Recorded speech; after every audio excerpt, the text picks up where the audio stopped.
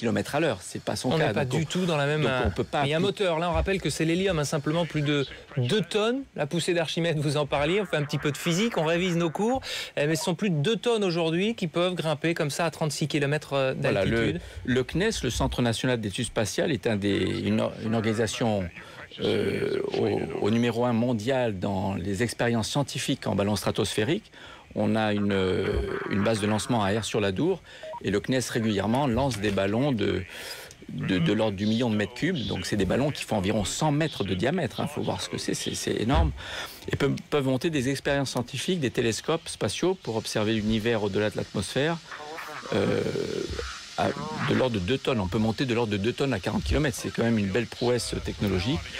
Là, c'est pour la première fois avec un être humain à cette altitude. Et bien sûr, l'inconnu, c'est comment le chuteur va se comporter dans des écoulements transsoniques dans les très hautes couches de l'atmosphère, là où l'air est très raréfié. On ne le sait pas, on ne l'a jamais fait. La stratosphère, on n'a fait que la traverser très rapidement avec des vaisseaux spatiaux à la montée ou à la rentrée. Mais on n'a pas d'autres données aujourd'hui que celles de Joe Kittinger. Alors vous parlez de données, Jean-François Clairvoy, on en voit qui s'affichent, vous les voyez sur votre écran. 9 degrés à cet endroit-là, ça veut dire qu'il fera encore un peu plus froid en bas finalement? Ah oui, c'est pas si froid que ça à cette altitude, 38 000, on le rappelle, 38 000 mètres. Oui, c'est beaucoup plus bas, qu'il fait très froid à la tropopause, donc à environ 11 km d'altitude, 4 fois plus bas que son altitude. La température sont de l'ordre de moins 60 degrés. Et il va être exposé à ces changements de température, d'où l'intérêt du bon équipement. Vous parliez de Joe Kittinger en 1960, qui avait dû sauter sans gants. En tout cas, sa main avait été gelée. Les matériaux aujourd'hui ne sont évidemment plus du tout les mêmes qu'en 1960 ou que même vous, à la fin des années 90. Ça a beaucoup évolué dans ce domaine. Oui, surtout les matériaux qui doivent être à la fois étanches et permettent quand même la mobilité. Là, il n'y aura pas de problème d'échauffement, parce qu'il n'a pas la vitesse hypersonique d'un vaisseau spatial qui rentre dans l'atmosphère. Sa seule force de propulsion, il faut bien le comprendre, c'est son poids. Lorsqu'il saute, sa seule force de propulsion, c'est son poids. Donc, soit le poids est supérieur à la résistance de l'air et il accélère, la vitesse augmente. Et à un moment donné, lorsqu'il sera environ 1,2 fois la vitesse du son, il sera légèrement supérieur à la vitesse du son, la résistance de l'air sera légèrement supérieure à son poids et va le ralentir. Voilà, donc il ne ressentira jamais sur son propre corps des efforts mécaniques supérieurs à ceux de son propre poids. Donc il n'y a pas de problème de dislocation comme certains peuvent le penser avec le fait de franchir la vitesse du son.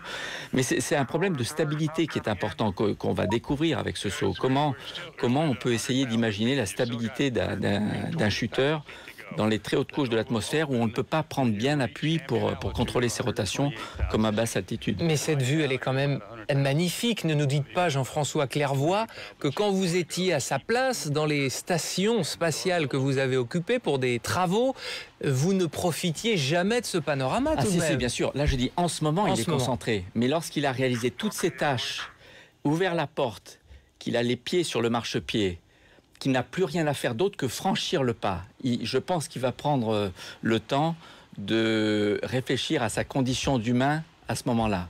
Je suis en train de faire un grand bond dans l'histoire de l'aéronautique et en particulier de la stratonautique. On peut l'appeler stratonaute en fait. C'est un terme qui lui va bien aujourd'hui. Le stratonaute Félix Baumgartner, autrichien, donc on le rappelle, qui avait déjà tenté ces derniers jours de sauter à plus de 36 000 mètres d'altitude. On est à 39 000 mètres désormais pour devenir, vous le vivez, en direct sur BFM TV, en exclusivité en France, le premier homme au monde à franchir le mur du son en chute libre, à quelques secondes, quelques minutes peut-être de l'ouverture de la porte. On évoquait avec Jean-François Clairvoy, qui est notre spécialiste en plateau, astronaute à l'Agence spatiale européenne, cette checklist, ces dernières vérifications à effectuer avant le grand saut. C'est lui, Jean-François Clairvoy, qui va devoir pousser la porte. Elle s'ouvre de manière automatique, elle est commandée par le sol, par le centre de contrôle. Comment ça se passe? Oui, c'est lui qui est tout seul pour réaliser les actions à bord de vérification de préparation du saut, pour ouvrir la porte et pour franchir le pas. C'est ça qui est très fort, parce qu'aujourd'hui, dans toutes les les aventures exploratoires de défis humains, nous sommes toujours 2 au minimum. En plongée, vous êtes toujours à 2. Depuis très longtemps, les vols spatiaux se font au moins à 2, 3, souvent des équipages de même 6 dans la Station spatiale internationale. Là, il sera tout seul à bord pour prendre sur lui la décision de franchir le pas. Et à l'époque où j'étais candidat pour ce projet, il y a une vingtaine d'années, je me souviens en avoir rêvé la nuit, de prendre cette décision. Il n'y a personne pour le pousser derrière, il n'y a pas un collègue à côté pour lui dire « vérifie mon équipement, je vérifie ton équipement et on saute ensemble ». Il est tout seul. Vous nous rassurez, il n'est pas en train de se dire finalement je ne vais peut-être pas y aller. Ce Joe Kittinger que l'on voit, hein, cet homme grisonnant, 83 ans, on le rappelle, qu'est-ce qu'il est en train de dire, de passer comme ordre à cet instant ? Alors, je pense qu'il y a un échange radio qu'on n'entend pas en ce moment, mais il y a probablement un échange radio assez important avec le sol, puisque l'équipe au sol reçoit par télémétrie, par radio, des données concernant les systèmes de bord. Et bien sûr, il ne se préparera à sauter, il n'ouvrira la porte que lorsque le sol lui confirmera que tout est vrai. Voilà, ça y est, il vient d'ouvrir la porte, ça veut dire qu'il est exposé au vide extérieur.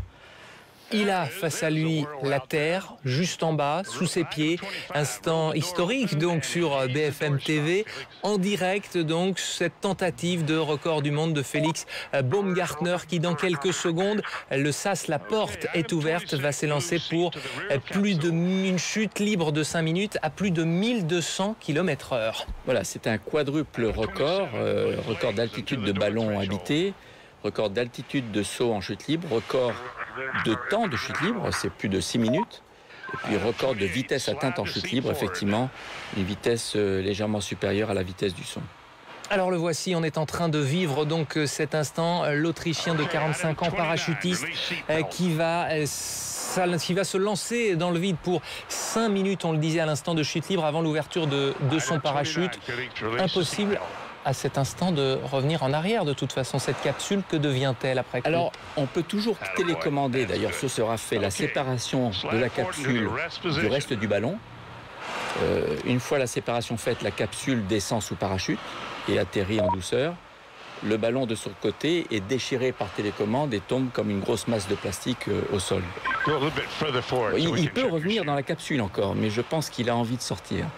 Après 5 ans, on le disait, de préparation physique, préparation mentale, préparation scientifique, Félix Baumgartner, cet Autrichien, qui a donc vérifié tous les derniers paramètres qu'il avait sur ses petits papiers, vous les voyez devant la porte de sa capsule, cette checklist dont nous parlait à l'instant Jean-François Clairvoy. Félix Baumgartner qui va donc s'élancer depuis 39 km d'altitude, très exactement, c'est inscrit en haut de votre écran pour ce nouveau record du monde. C'est une distance évidemment suffisante, largement suffisante pour atteindre ses objectifs de vitesse. Oui, tout à fait. Alors là, je suis en train de penser aux efforts qu'il doit fournir pour vaincre la rigidité de son scaphandre qui offre sur sa peau une contre-pression permettant d'éviter l'embolie. Ça pèse combien, son équipement ? Je pense qu'il doit avoir un équipement total de l'ordre de 15 à 20 kilos sur lui à ce moment-là. 15 à 20 kilos pour de bons abdominaux afin effectivement de se projeter. On l'a vu faire un petit signe avec le pouce, ça veut dire que tout va bien, tout se passe correctement au moment où nous nous parlons. Oui. Et il va ressentir un état d'apesanteur total et le dernier point de contact physique avec sa capsule va définir les conditions initiales d'un mouvement de rotation lente sur lequel il ne pourra absolument rien faire. Il n'a aucun appui extérieur et on va le voir probablement tout doucement rentrer dans une rotation et qui ne posera aucun problème évidemment puisqu'il est quasiment dans le vide. Voilà, il a le plein d'oxygène, on le voit en bas.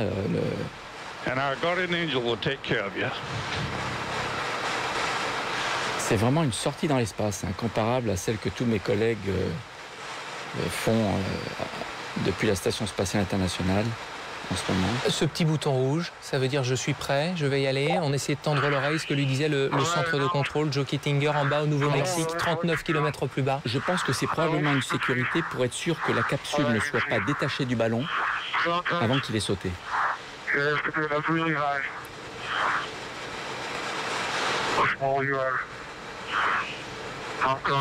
il va réaliser un peu un fantasme que j'ai toujours eu d'astronaute, de rentrer à pied de l'espace. C'est parti, Jean-François Clairvoy. La vitesse avec laquelle il accélère à environ 10 mètres par seconde au carré. Ça veut dire que toutes les secondes, sa vitesse augmente de 10 mètres par seconde. Si vous venez de nous rejoindre sur BFM TV, vous venez de le vivre en direct. Donc, ce grand saut dans le vide de Félix Baumgartner, le premier homme, peut-être dans quelques minutes, à franchir le mur du son en chute libre. Il y avait eu des essais dans les années 1960, pas vraiment validés. Il y avait une fusée des appareils en tous les cas. Et là, la vitesse, 1000 km/h déjà. Jean-François Clairvoy, astronaute à l'Agence spatiale européenne. Vous êtes avec nous sur BFM TV. On est dans quelques secondes seulement. Voilà, il est sonique maintenant. Il est sonique. Il est au-delà de la vitesse du son.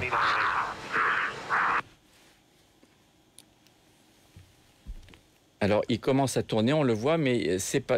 Avec la tension pour les techniciens, son équipe qui travaille depuis plus de 5 ans, il est en train de tourner. C'est attendu et il ne peut rien y faire. Il ne faut surtout pas qu'il essaie de rattraper ses rotations.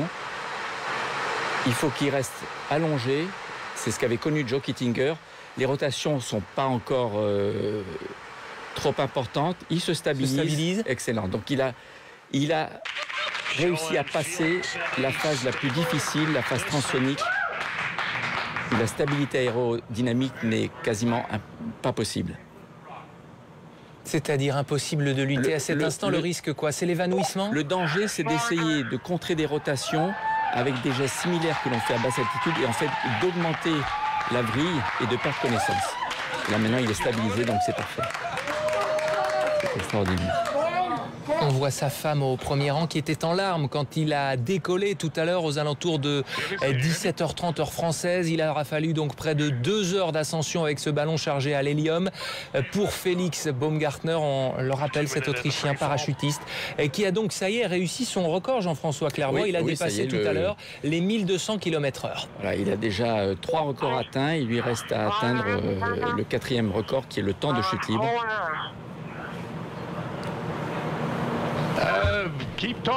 Il a l'air bien stabilisé et ce sera à lui d'ouvrir son parachute principal pour que le record soit homologué. On voit qu'il lui reste une bonne réserve d'oxygène. Il respirait assez rapidement tout à l'heure. Toujours pas. Est-ce que c'est lui qu'on entend? On entend Joe Kittinger qui dirige un petit peu la station de contrôle. Est-ce que c'est lui qu'on entend? Joe Kittinger, c'est plus un conseiller. Ah si, bien sûr. Cet homme à gauche, on le rappelle, si vous nous rejoignez sur BFM TV, qui avait tenté le même saut en 1960, l'épouse de Félix Baumgartner, qui est donc en pleine chute libre à peut-être 10 000 km désormais de la Terre. Il vient de s'élancer il y a 3 minutes 3 secondes très précisément, depuis 39 km d'altitude. Il vient d'entrer dans l'histoire puisqu'il est devenu le premier homme à franchir le mur du son en chute libre. Quels vont être ces prochaines minutes, quel va être son programme alors qu'il doit désormais ouvrir son parachute dans 2 minutes? Ça se fait automatiquement ou c'est lui qui doit exercer? C'est lui qui va l'ouvrir. Il va se stabiliser à une vitesse d'équilibre de l'ordre de 200 km/h. Et à 1000 ou 2000 mètres, je ne sais pas ce qu'il avait prévu, il ouvrira son parachute. Mais il est encore très haut, donc il lui reste au moins 3 minutes de chute. Je pense à mon ami français Michel Fournier.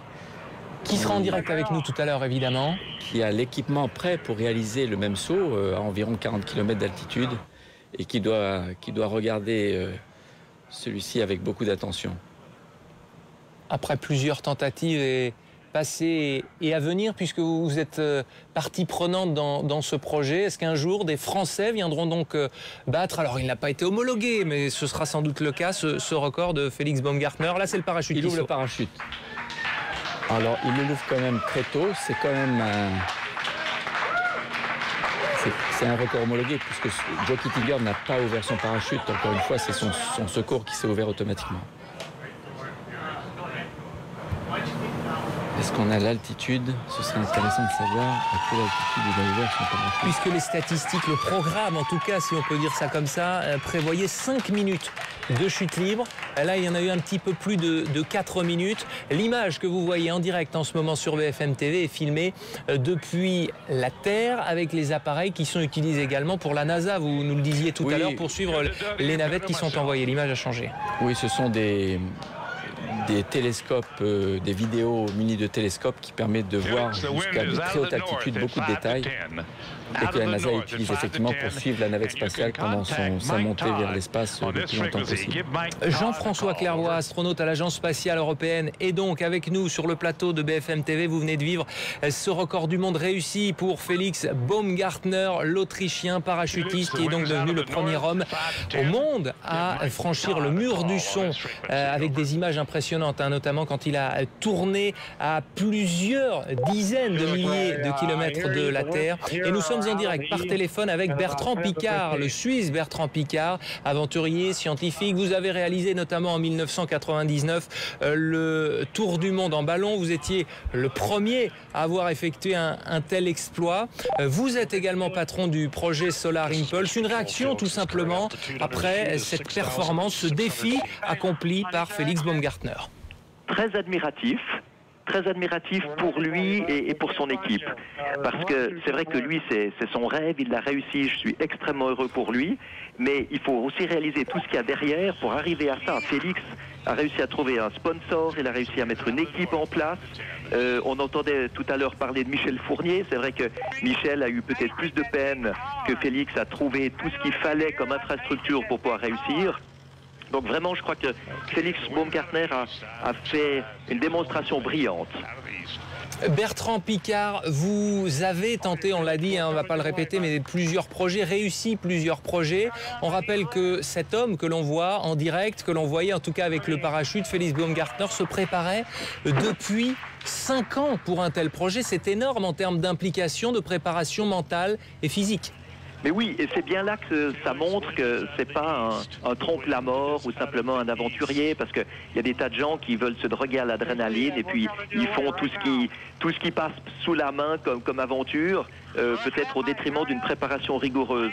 Félix s'est préparé rigoureusement et je crois que c'est une grande preuve de sérieux.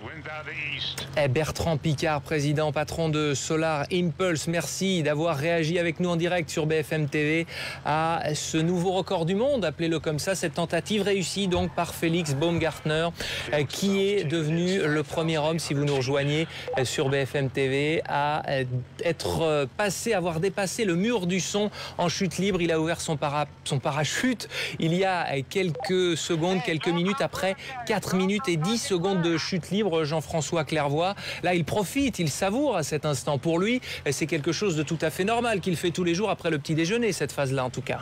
Oui, il a réalisé plusieurs sauts avec sa combinaison, tout équipé, donc c'est quand même pas une combinaison très confortable, mais effectivement il doit savourer son plaisir et la joie d'avoir réussi le défi qu'il s'était donné. Félix Baumgartner, un extraterrestre qui devrait atterrir dans le désert de Roswell. Elle est très bonne. Le Nouveau-Mexique avec cette station, ce centre de contrôle qui se trouve juste en bas, juste sous ses pieds.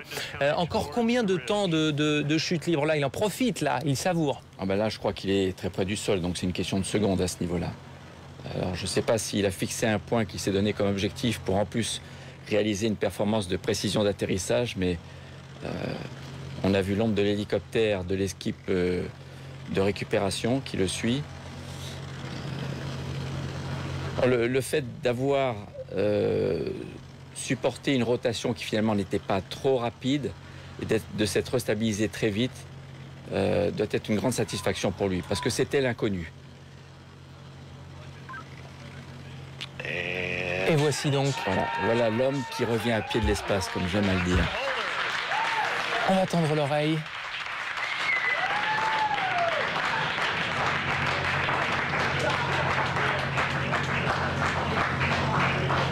Et vous laissez profiter donc de ces images de joie, cette joie des techniciens de Joe Kittinger, l'un des pionniers qui en 1960 avait lui aussi sauté depuis la stratosphère, tenté en tout cas, avec ce parachutiste donc d'exception, nouveau recordman du monde, Félix Baumgartner, qui vient d'atterrir avec les membres de son équipe qui sont en train de le rejoindre, lui enlever son harnais, son parachute et sa combinaison, puisqu'après être passé par des zones à moins de 70 degrés, mais il fait chaud cette fois.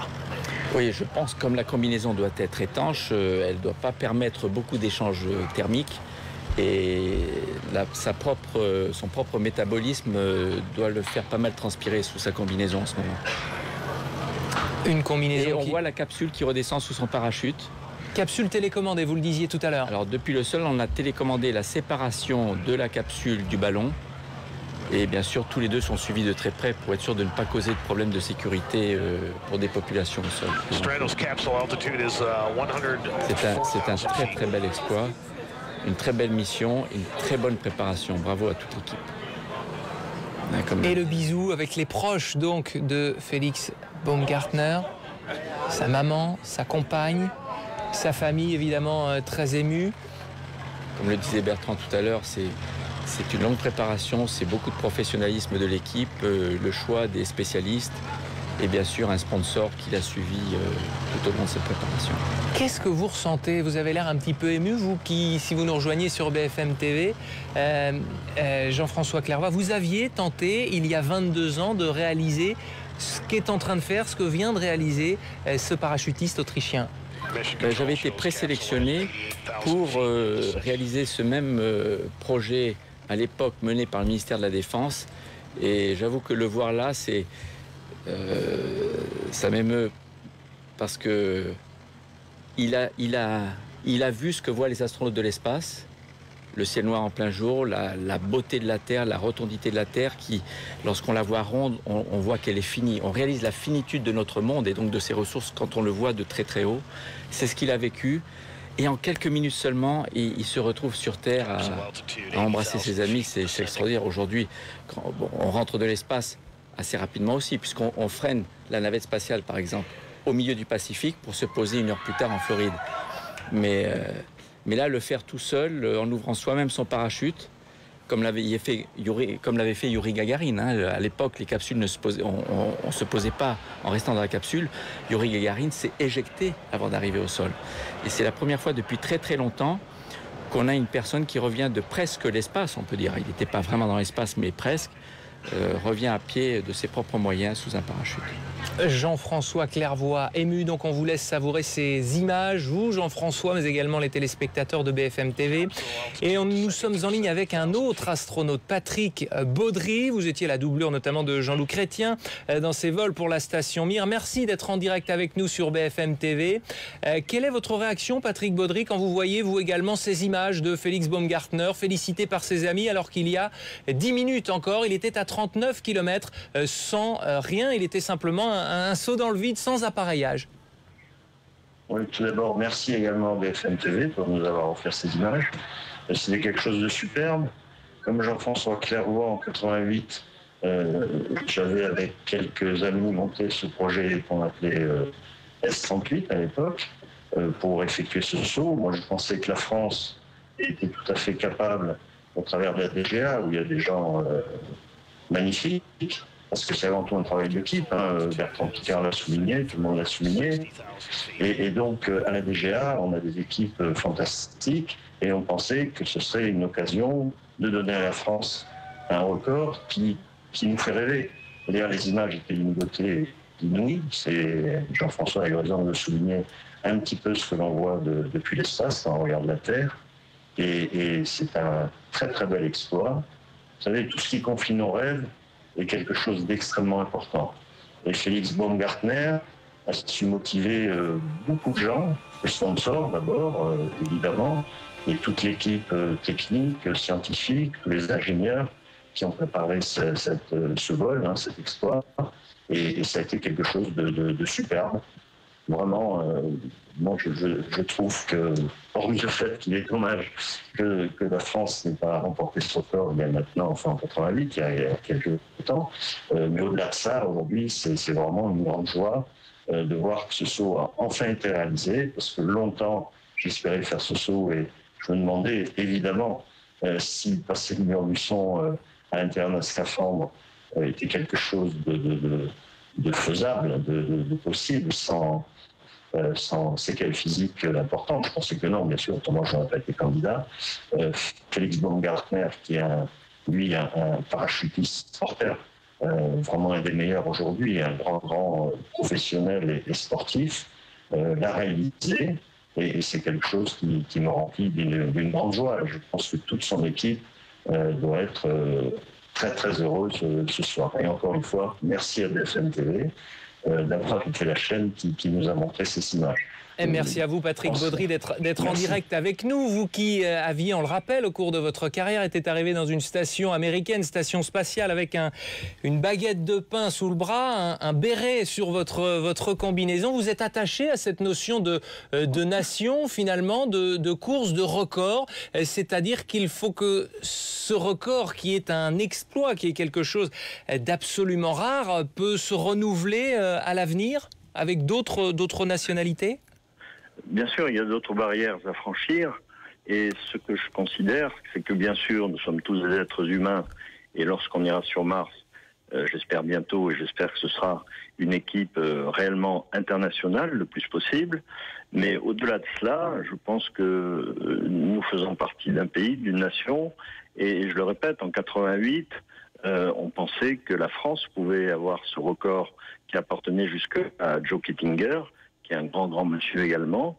C'était tout à fait possible. Il est dommage qu'à l'époque, le ministre de la Défense, M. Chevènement, et surtout son directeur de cabinet, M. Louis Gallois, ait renoncé devant l'obstacle. C'était quelque chose de faisable.